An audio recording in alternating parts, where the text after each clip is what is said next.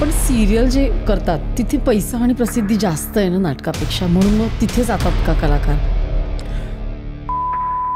एखादा नाटकातला आवडता डायलॉग म्हणून दाखव. एवढंच ते करतात आणि म्हणते सोड ग, जाऊ दे ग, मरू दे ग, थांब ग, सांगतो ग.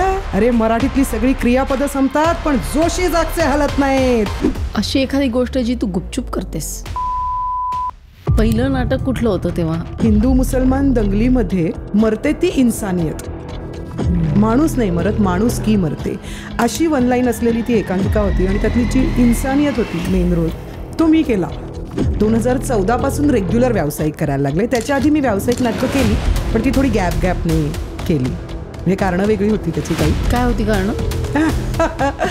आता मला कोणी विचारायलाही यायचं नाही तू काय फक्त मंगेश बरोबर काम करते. जेव्हा करत नव्हते तेव्हा तुम्ही विचारलं का? आता मी नाही ऐकत कुणाचं. मी असं गमतीत म्हणते की नाटक म्हणजे माझा ऑक्सिजन आहे. उद्या काही घरघर लागली ना तर एक स्क्रिप्ट वाचा, मला बरं वाटेल. इतका ऑक्सिजन आहे माझ्यासाठी. आता लिफ्टला उंबरठा असतो का कधी? मी इतकी जोरात आपटले त्याच्यावर की अशी जवळजवळ कोलांटी उडी खाऊन आतमध्ये. पण ते युलेसे रोपमध्ये अगदी तरुण मुलगी आणि ते एकदम आजीबाई, कसं तू म्हणजे मॅनेज केलं? मला सांग, तू आणि मंगेश लग्नानंतर अशा काही ॲडजस्टमेंट्स एकमेकांनी केल्या आपण एकमेकांसाठी? मी काहीच नाही केलं, त्यांनी खूप केल्या. आम्ही कामं करायला सुरुवात केली होती आणि मग करायचं लग्न, करायचं लग्न, करायचं लग्न असं करून आम्ही 8 तारखेला ठरवलं 16 तारखेला लग्न करूया. जरा लोट केमिकल लोच्या इकडे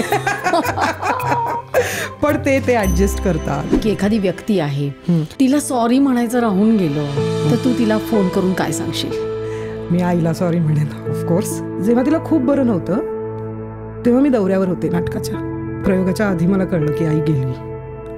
मी थांबायला होतं घरी.